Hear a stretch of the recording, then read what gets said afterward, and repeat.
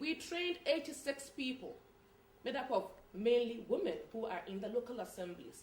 We got them to understand gender, to understand what governance is about, inclusiveness, participation, asking the questions. And these women are doing fantastic. You look at them when we train them, you just look at their demeanor, their dressing, compare it to now, and they are, chest out. Here we are, hear us. So it's beautiful watching them perform within the local assemblies. And when we visit them, and as Catherine and other staff of Womankind have done, it's just heartwarming to hear these women stand up and talk. And their testimonies are that previously we couldn't say anything because we weren't heard. Now the men take us seriously when we speak. And the men in the assemblies testify that, women see things that men don't see. Apologies to the guys in this room, by the way. But if we're discussing a borehole, for instance, the woman would look at, can I just put the pot on my head and fetch the water without anybody helping me? So we want a borehole where the water comes from up and not one where the water comes from down, because when I fetch it, I'll need somebody to help me carry it.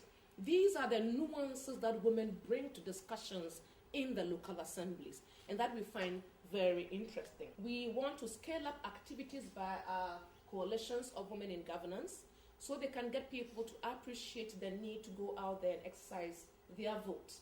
And not just exercise your vote, vote for a woman if you have a woman coming from your constituency. We also want to get them to begin to talk about peaceful elections. We know the stories in Africa, Kenya, elections problems, Zimbabwe, Ghana, we have managed to be relatively peaceful. And yet we've got to continue speaking the peaceful language so people will realize that all the middle income status we have got needs to continue. We don't want to backtrack. What we also want to do is that we are working in only 27 districts out of 170. We've got to reach out to others, because as they hear us, as they see the transformation in women's life, they also want the same thing. Now, interesting, there's a correlation between participating in politics and other social issues. We're getting people now looking at how can we get sanitation improved in our constituencies or in our communities. We're getting the same people in the coalitions talking about girls' education. They are also talking about other social issues, which we find quite useful, because the entry point is politics, and yet we are branching off into other social problems and how we can address them using the same government resources that are available at the local level.